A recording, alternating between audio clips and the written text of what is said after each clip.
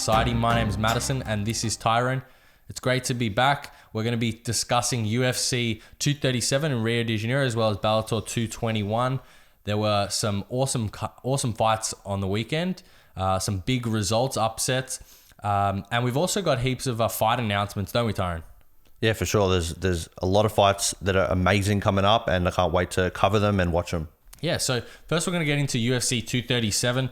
What a main event it was. Jessica Andrade fighting in Brazil, trying to win the title against Rose Namajunas, the former champ now. And Jessica Andrade, I was really disappointed in her performance originally. Watching her, she was getting absolutely destroyed by Rose Namajunas, and I thought easy decision victory, or in the third round maybe even get finished. But towards that end of that second round, we saw Jessica Andrade threaten with the grappling and picked her up and slammed her on her head, and that was it. That's how she won the title. Yeah, so that fight, as you said, Rose Namajunas looking really good early in the fight, like really early, landing strikes at will, and even dropping her and trying to approach and land ground and pound, but wasn't able to.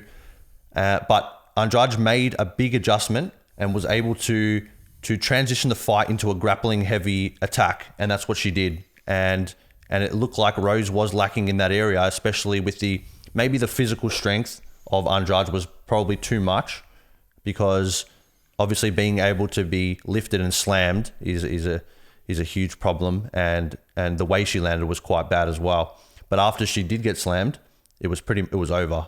It looked like she was dazed, and she was able to finish the fight, which is unfortunate for Rose, but you have to give it to Andrade. She changed the game plan and was able to win the fight. And you were saying that she didn't look good, but that's what a great fighter does, adjusts. Yeah, I was really surprised.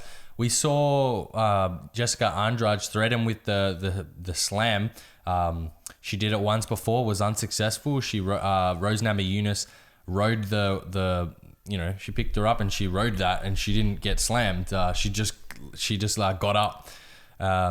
So yeah, I didn't think much of it. I didn't think she would be able to slam her on her head like that. But when you get slammed like that, you probably should not hold. You probably shouldn't hold on, and because you could land anyway. And it was unfortunate for Rose. After the fight, she was contemplating whether she was going to fight again. She was saying, "I don't think, I want to do something else with my life." And that's troubling to hear from a fighter, because she's so good. She has she's a really talented striker all around, very good, and I'd love to see her fight again. So hopefully we see more of Rose Namajunas in the future. But for now, Jessica Andrade has the title, and she's a dangerous opponent for anyone, besides Rose. I think if they had a rematch, Rose would get the better of her if she adjusted with the grappling. But yeah, I think in the future, we're going to see, hopefully we do see Rose. Well, to continue on that, in terms of Andrade has beat more people in that division than Rose has.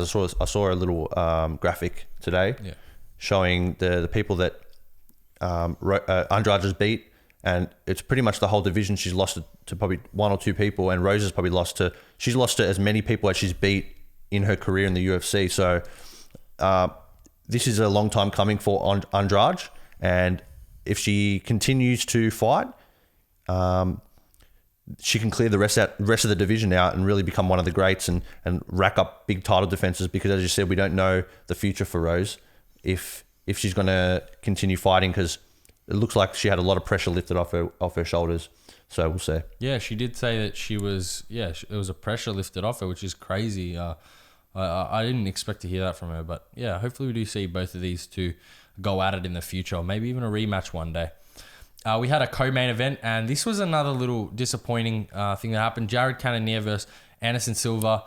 Jared Cannonier came out with a leg attack heavy game plan, and yeah, he finished Anderson Silva in what we all thought was, it was credit to Jared Cannonier, but it was unfortunate to see Anderson Silva go down like that in Brazil. Yeah, for sure. But as you said, more of the fight was Jared Cannonier coming out with a game plan to kick the legs, and that's what he did. And he got that perfect knee shot, and that put him down. And we know Anderson Silva in the past has had bad injuries with his legs. With Chris Weidman, he broke his leg, and you can't take anything away from Jared Cannonier in this fight because that was the game plan, to kick the legs. And just so happens that Anderson Silva did have an injury in the training camp on his knee, and it was just lucky for Jared Cannonier that he was kicking the correct leg and put him out. And it is unfortunate for Anderson because that may have been his last fight in the UFC. He did say after he fought Israel Adesanya that he would come to Brazil, fight one last time, and that would be the end of his career.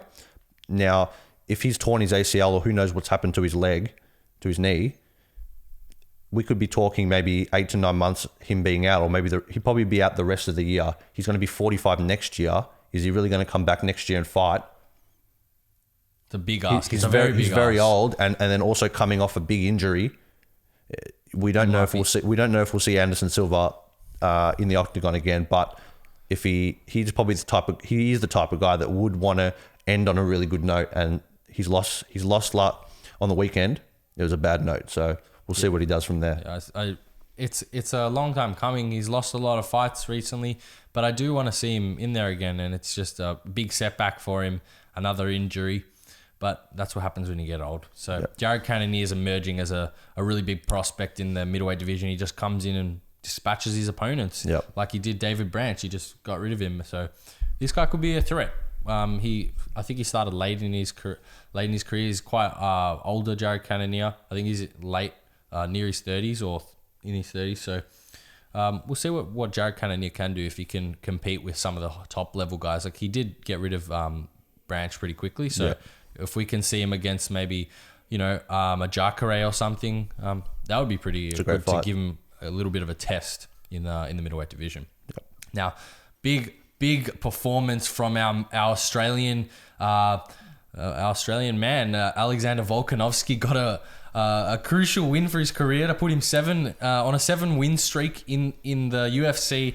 He's 20-1 now against and he's defeated Jose Aldo in a crucial win for him. It's a unanimous decision victory, and he dominated Jose in Brazil, which is, you just don't see that happening. Jose just didn't come out with anything really, and Volkanovski put it on him and took the victory in Brazil. Yeah, so I really thought pre-fight that Jose was going to be able to beat him because he's on like an upward trajectory and he's got a lot of momentum behind him. He seems like he's reinvigorated his career with a couple of crucial wins. And I thought that the young Alexander Volkanovski wasn't quite there yet in terms of his skills, but I was proven wrong. Volkanovski came out with a it wasn't a flashy performance, but he did what he had to do. He neutralized Jose Aldo, grapple heavy, was landing big knee shots in the clinch against the cage. Very good performance.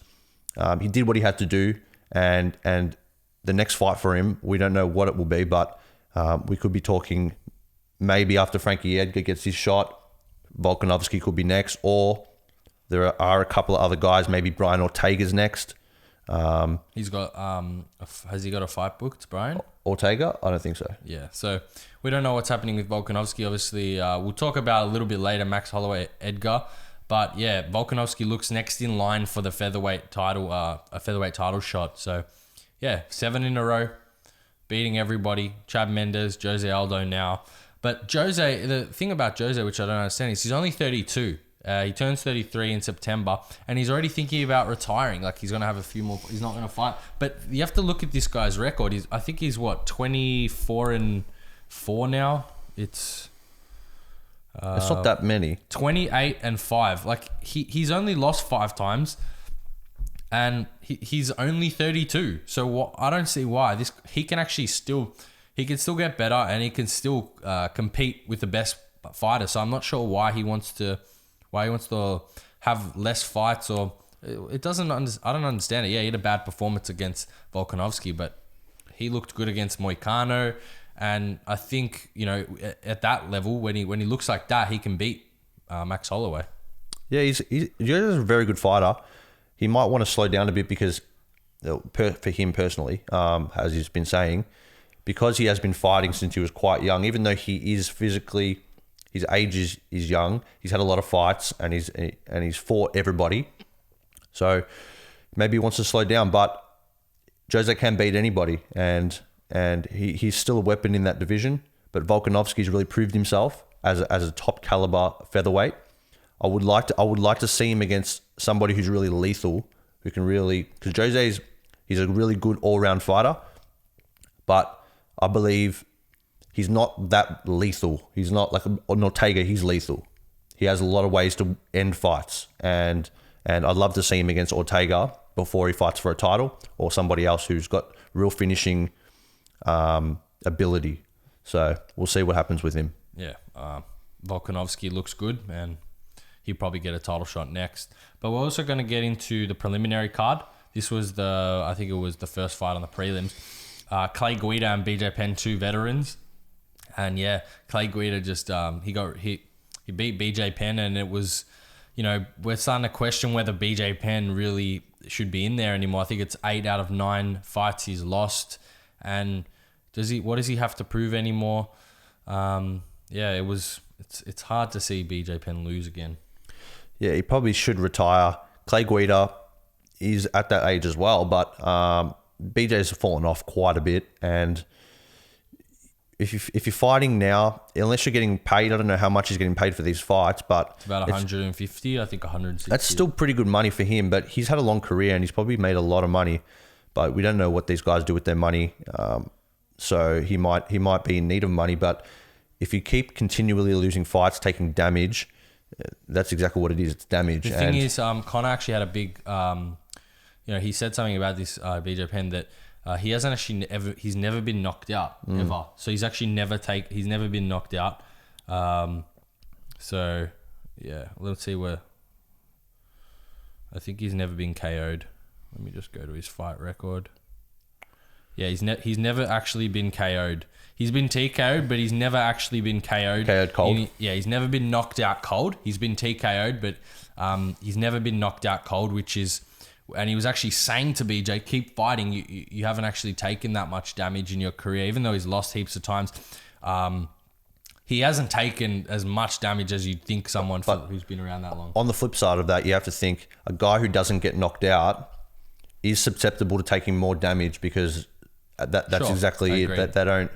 They don't get knocked out, so the fight continues. We're talking like a guy like Nate Diaz, cops a lot of punches, or Max Holloway. They don't get knocked out, but they take a lot of damage, accumulative damage, which not necessarily is worse, but there are still concussions there. So for BJ, he probably needs to hang it up. Yeah. Yeah, BJ. Look, BJ. I don't know if he just loves the sport or he needs money, like you said. But I wouldn't. I'd like to see him. Yeah. And the appeal for him to fight is not there anymore. No one's like, oh, BJ's fighting. People aren't like that anymore. There are some. I guess some are, but really the sport has moved on in terms of, I don't think BJ, he's old now. His skill set's lagging behind the fresh guys. Yeah, and to catch up to them at your age, it's not going to happen. And that's how I feel about it, yeah. Yeah, I feel the same way.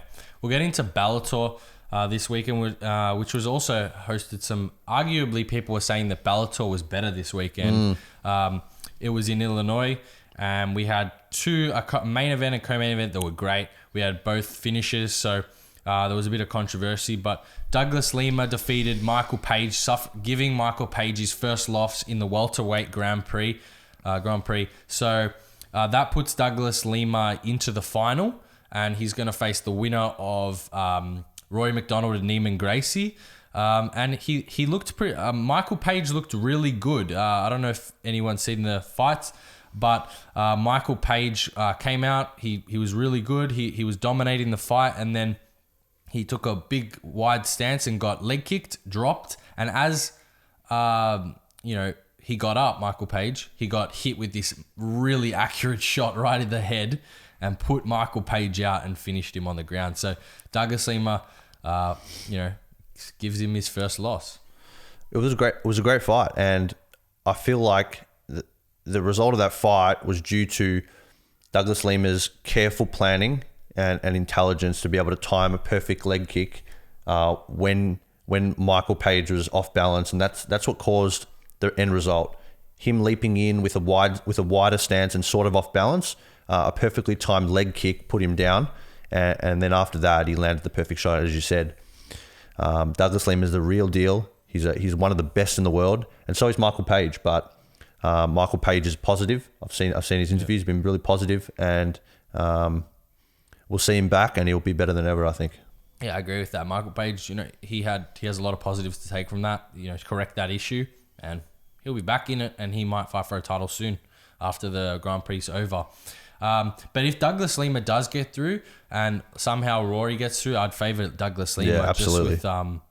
Just with how Rory's feeling mentally, I wouldn't even back him against Neiman Gracie at this point. So yeah, that Grand Prix is we're getting to the pointy end of it, so it's gonna be really good. And in the main event, we had a lightweight title fight. Patrício Freire, he's the featherweight title holder for Bellator, and he was facing Michael Chandler, the lightweight title holder. So the lightweight title was on the line, and it was arguably pretty controversial finish. Pitbull got the win via TKO. He knocked him down and tried to ground and pound him. He wasn't responding, but then Michael Chandler rose up and basically pleaded. People were saying that was early, but you can see why the referee did what he did. Absolutely, you can definitely see, and I agree with the referee. I think it was a bit early, but it was in the end it was a good stoppage. If you look at it from the referee's point of view, a very good stoppage, because Michael Chandler was taking unanswered shots. He had his hand in front of his head. Pitbull had the sort of backish mount, and it was landing strikes. And it looked like as soon as the referee sort of came into the scene, came on the scene to try and stop it, that's when Michael Chandler sort of like got up and was like thinking, oh damn, this fight's getting stopped.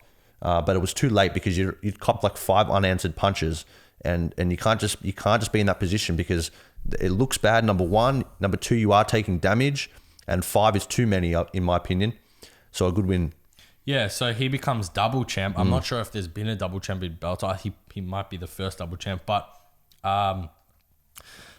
basically now Patrício Pitbull is, he has 2 belts, and he's a big deal in Bellator. Sure. And I'd love to see this guy in the UFC, but as you said with the finish, you got to look at it from the referee's perspective and the guidelines. If someone's not defending punches, doesn't matter if they get up after. In that moment, he's not defending the punches. You have to finish it. That's right. It.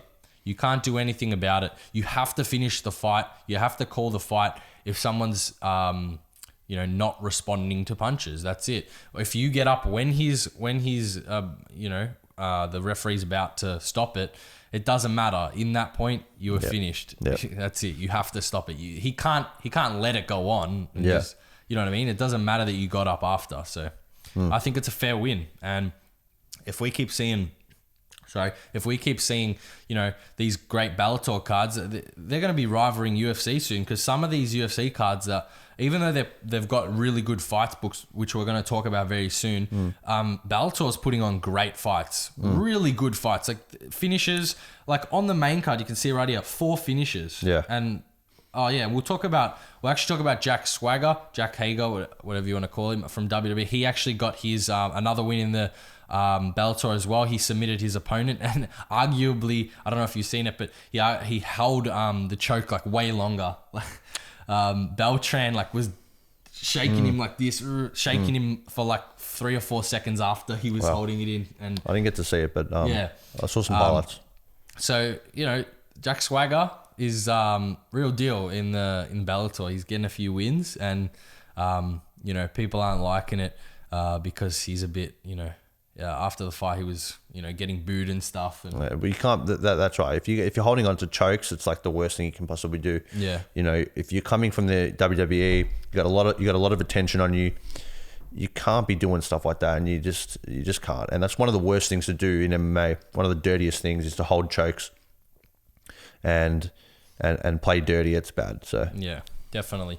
Now we'll get into some of the biggest fight announcements, and I'm really pumped for it, because ESPN is doing a good job with this. Obviously ESPN doesn't have a part in it, what fights get booked, but we're getting good fights on, we weren't getting these kind of fights announced as often in Fox Sports. It's it's getting more coverage, and we're seeing these fights booked. So the first one we'll talk about, Ferguson back. Ferguson is back. He's looking like, he's really picked up his life, and he's got things in order.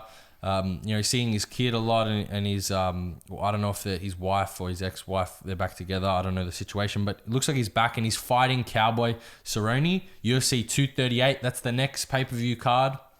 Not pay-per-view. What is it? ESPN. ESPN. It is. Yeah. Well, it is. So, UFC 238. Crazy. Ferguson, Cowboy.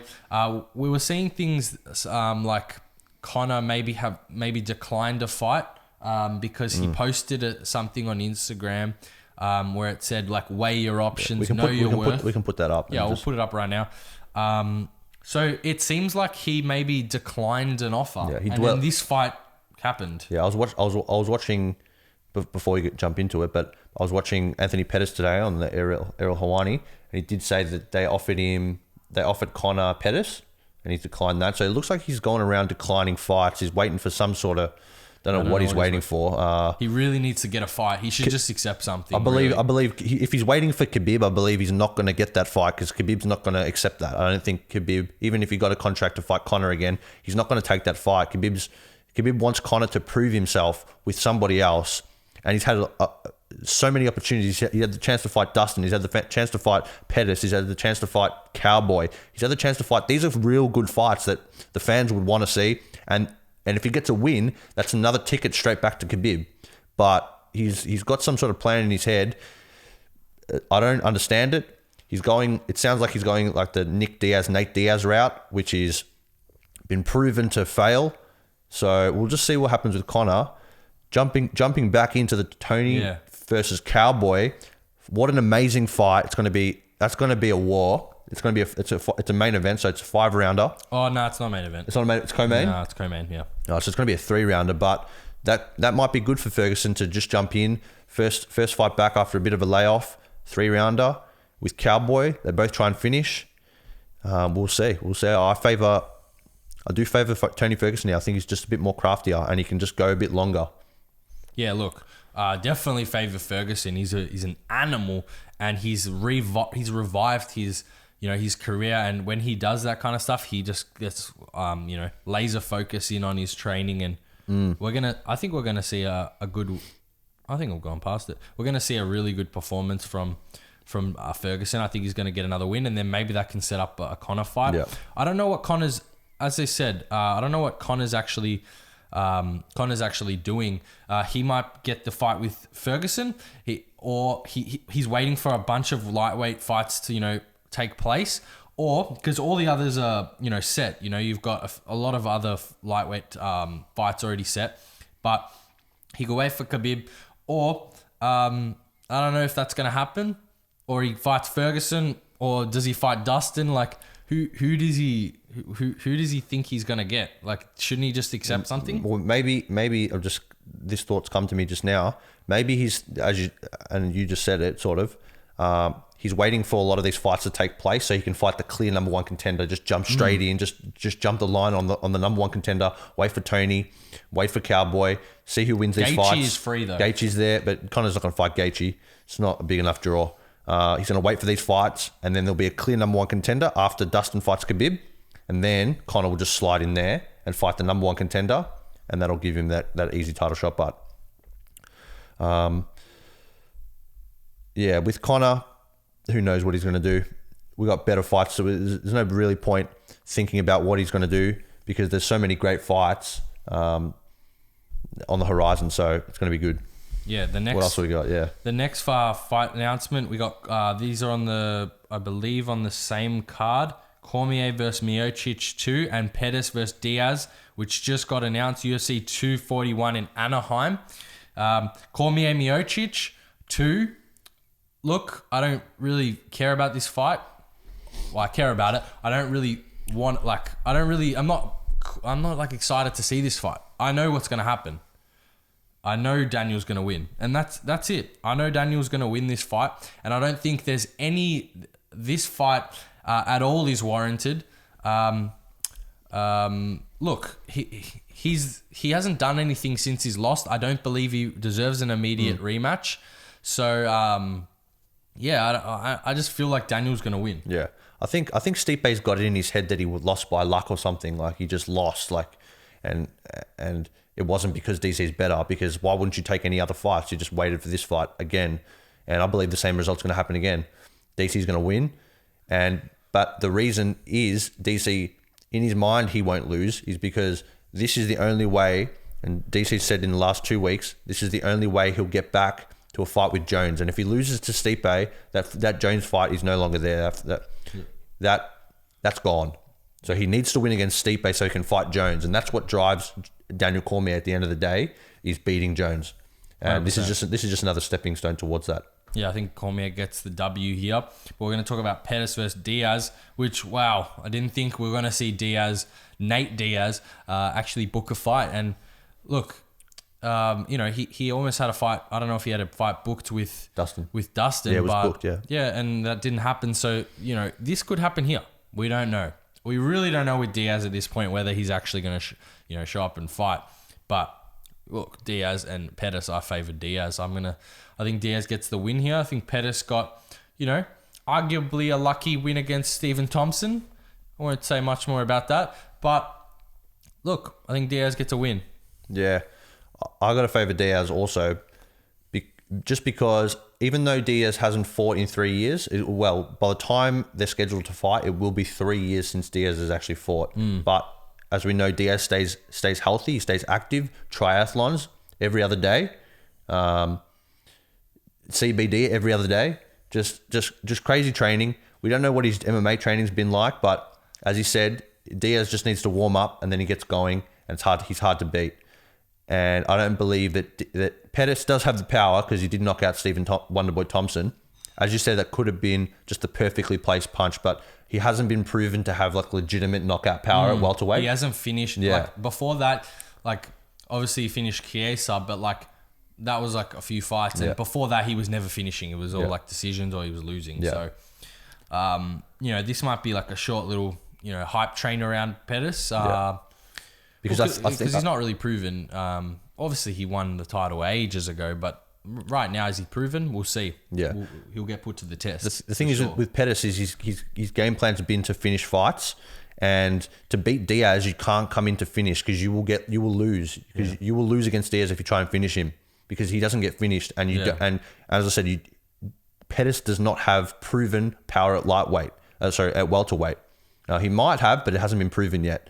So the only way to beat Diaz would be to outpoint him, which is what most people do to win against him. Be to outpoint him, come in with a strategic game plan, point scoring type stuff, and we haven't seen that from Pettis lately. So, as I said, favoring Diaz pretty highly here. Yeah, it's going to be a great lightweight, welterweight matchup, because Pettis has moved up now, and we said that we don't know if Pettis is if he's really got it these days, but he moved up to welterweight, and this could be his could be his new thing. It could be this could really change him. So we've also got Max Holloway Edgar, which I was really, as we were speaking about, Volkanovski got 7-fight win streak, now beat Jose Aldo. I was thinking maybe he would get the shot, but right after this fight, Max Holloway's been announced to be fighting Frankie Edgar, which I was shocked by. Good fight nonetheless in Edmonton. I think it's UFC 240. Let me just check. Yep, UFC 240. What do you think about them matching this one up, and how do you think it's going to go? Well, I believe you can make this fight. I think it's fair. It is obviously the fight's made, but it's fair to do it, because there isn't really no clear number one contender in the featherweight division.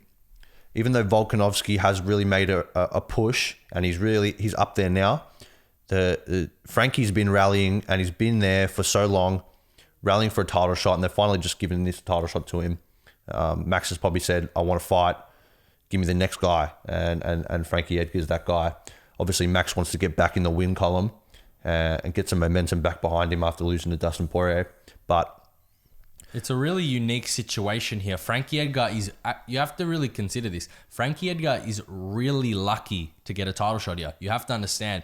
Someone, someone else in this specific scenario, namely Jacare, is arguably in the same position and, you know, got snubbed for that title shot. Yeah. But he's so lucky. It just happens to be the perfect time that he gets it because he failed. He lost to Brian. He lost the chance, but he's still getting the chance to get the title. So he really should put everything on. He will, but he's got to go after it. He's got to really go after it now and try and win this title off Max. And I actually think he has a good chance after Max, you know, lost to Dustin. I think he has a really good chance. I still think that Max is really dangerous at featherweight. I really do. And Frankie Edgar puts on okay performances. I still, even though Max is still really good, even though he lost to Poirier, and that was at lightweight where Dustin had a lot more power. I feel like Max hasn't deteriorated at all. Once he goes back down to featherweight, he'll have his speed and he'll have a bit more power. I think he'll be able to put Frankie Edgar away. Yeah, that's definitely possible. Look, he got finished by Brian Ortega, and look what happened to Brian Ortega. You know what I mean? Yeah. So it's going to be interesting to see that one. We actually have a card next week, this weekend, actually. We do. Kevin Lee versus Dos Anjos. You know, everyone forgot about this fight, which is a great fight. The lightweight. The lightweight or welterweight? Yeah, it's lightweight. It's a lightweight Pretty belt. Sure. Yep. No, welterweight. It's a welterweight belt, yeah. Because I thought, because Kevin Lee was saying he was going to go up to welterweight. It's in New York. Okay. So that's a good one, actually. That's this weekend in Rochester, New York. That welterweight division is sort of shaping up into there's some serious players in that division, and Kamaru Usman's a champ. Who's he going to fight? Is he fighting Colby? Who's he fighting? But then after that's sort of cleared away, got these like young guys. Maybe Diaz and Pettis are in the mix now, possibly for title shots. Who knows? Yeah, look, in this specific matchup, Dos Anjos, look, he's getting beaten by a lot of people recently. You know, he lost to Colby, he lost to Usman. I can't see him. He hasn't really changed his game plan, his strategy, and you know I can see Lee getting this victory here and putting it on him. You know, with his mix of wrestling and striking, I could see him getting a win here. So if I was gonna pick this fight, I think I'd pick Kevin Lee. Yeah, I'm going with him also. Yeah. Yeah, it's who else have we got on it? Neil Magny versus Vicente Luque. Look, Neil Magny, kind of a journeyman. Yeah, it's not that good of a card, is it? Really? Nah, he got knocked out by Santiago Ponzinibbio. I remember that fight. That he actually headlined that card in Buenos Aires, Argentina.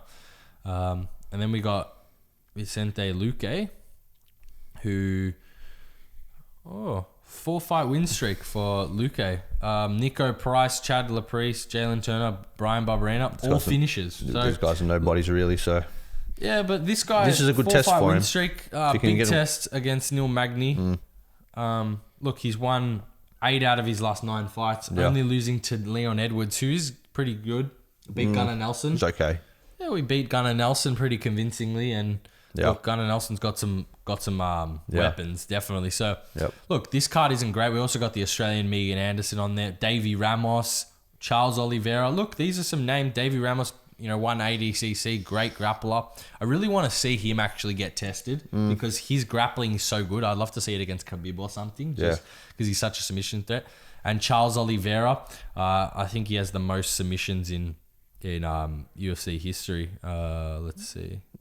Isn't that Cerrone? Most submissions, 13 in. So, look, it's not stacked with huge names, but these are decent fighters. Antonio Carlos Jr., obviously, he's a good jiu-jitsu guy. So, we got some good fights in next week. Following that, we also have Gustafsson Smith 2 weeks later. So, besides the big, main event, what are they called? Numbered? Or the big pay-per-view cards. The rest of the cards, at least the next couple of weeks, isn't too great. There's some names in there, like 1 or 2 names on each card, but it's not the best thing I've ever seen. Look, that doesn't mean there's going to be bad fights. It just means that the big names aren't there, and the people are less likely to tune in. Obviously, we'll be tuning in, but You can always get some big knockouts on these fights with no bodies on them, but we'll see. Yeah. Yeah, and next month we also have Bellator 222. Bellator hosts less cards, and they're usually stacked. Like with this card, could. If this was UFC, it'd be great. You got Lyoto Machida, Chael Sonnen. Yeah, that's good. Headlining. You know what I mean? You got Rory McDonald, champion, fighting Neiman Gracie. Darian Caldwell against Kyoji Horiguchi. That's a great fight, bantamweight. And then after that, Musasi's fighting really? again. Musasi That's in on the next same card? month. Yeah. In like only a week later. So, Bellator, they're competing. They're really competing with UFC. Yeah. And I'm loving the fights.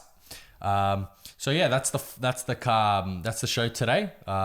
Thank you for tuning into Combat Society. We always appreciate it. Make sure you leave your comments and like the video, share with your friends. Make sure to like our social medias, Combat Society AUS on Facebook and Instagram, Combat Society AU on Twitter. We post some really good content there. So make sure to check it all out. Thank you for watching. Catch ya.